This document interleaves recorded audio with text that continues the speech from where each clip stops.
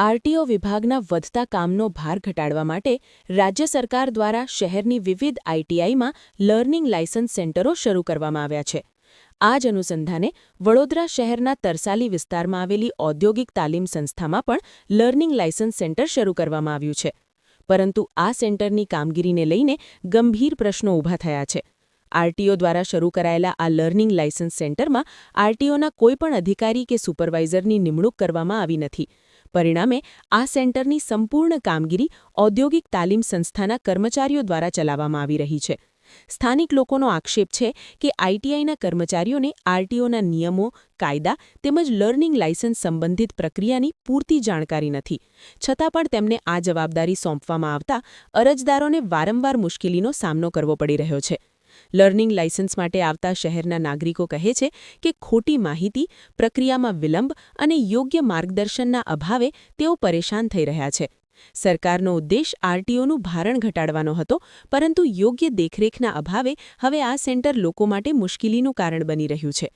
હવે પ્રશ્ન એ ઊભો થાય છે કે આરટીઓ વિભાગ ક્યારે આ સેન્ટર પર યોગ્ય અધિકારીઓની નિમણૂક કરશે અને શહેરના નાગરિકોને સરળ અને પારદર્શક સેવા ક્યારે મળશે?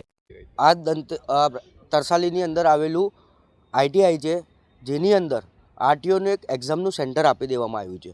આ ફક્ત કંઈ તરસાલી નહીં, પણ વિવિધ આઈટીઆઈની અંદર એક્ઝામના આરટીઓના સેન્ટરો આપી દેવામાં આવ્યા છે, જેનામાં લર્નિંગ લાયસન્સની એક્ઝામ જે ઓનલાઈન લેવામાં આવે છે એ અહીં લેવામાં આવે છે.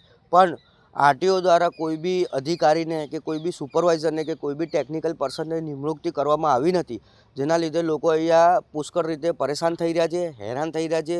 અહીંના લોકોને ના કોઈ ટ્રેનિંગ આપી છે કે આવી રીતે પરીક્ષા કરવામાં આવે કે આવી રીતે એની આખી પ્રોસેસ હોય. ઘણી વખત અહીંયા ટેકનિકલ જે ઇસ્યુ આવતા હોય છે ઓનલાઈન એક્ઝામની અંદર, એનામાં લોકો હેરાન થઈ રહ્યા છે, ધક્કાધુક્કી લોકોને પડી રહ્યા છે. અને સાથે સાથે ઘણી વખત સર્વર ડાઉન હોવાનું હોય કે ગમે તે કારણ હોય આરટીઓનું, તો લોકો ખૂબ હેરાન થઈ રહ્યા છે.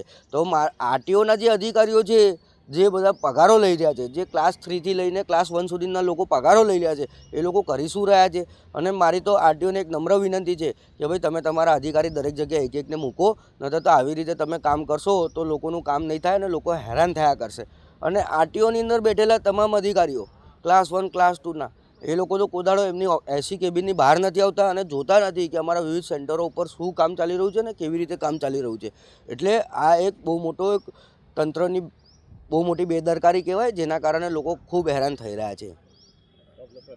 મારું નામ ફાલ્ગુન સોરઠિયા.